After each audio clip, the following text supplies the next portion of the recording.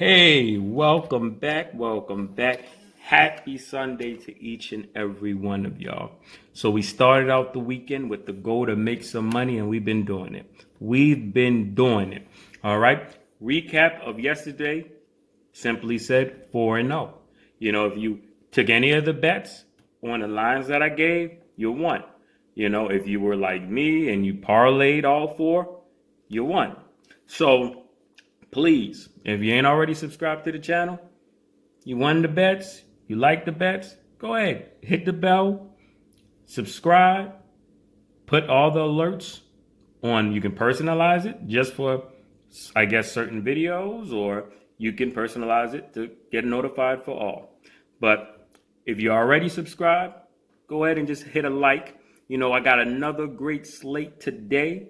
We're going to go ahead and try to see if we can duplicate yesterday, or at the very least, make some money. All right. So come on, we're going to get started today with our two only prop bets.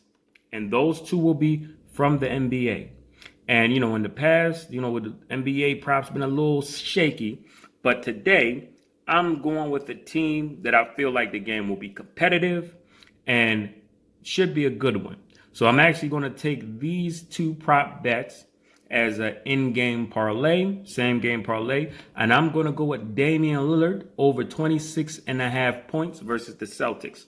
His last three games, he's put up 28, 30, and 33 versus the Celtics. Now going over to the green, we're going to look at Jaylen Brown over 25.5 versus the Trailblazers. His last three games versus the Trailblazers, 24, 30, and 24. All right. Now we're going to go into our game totals. We're going to look at the Heat versus Hornets under 211.5 points. Hornets, as the home team this year, 72.4% of their games go under.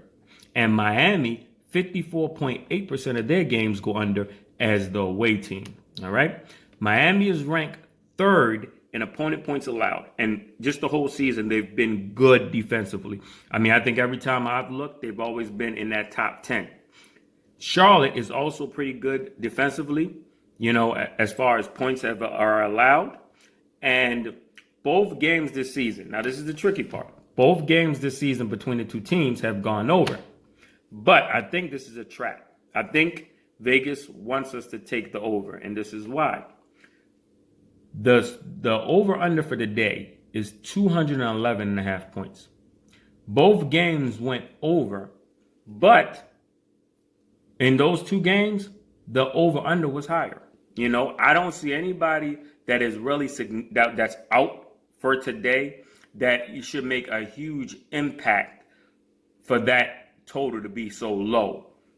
Considering that they went over in the past two. Now, it's back-to-back for both teams. Ball just came back. Maybe they don't play him. Who knows? But for me, I'm going to go with the stats and the trends. 72.4% under at home. A good Miami defense. I'm going to take the under 211.5. All right, let's go to the Nets versus the Bucks. Over 244. Milwaukee, as the home team this year, have gone over 66.7% of their games, right? That's even including quite a bit of games without Giannis. And he's day-to-day. Who knows? He could play.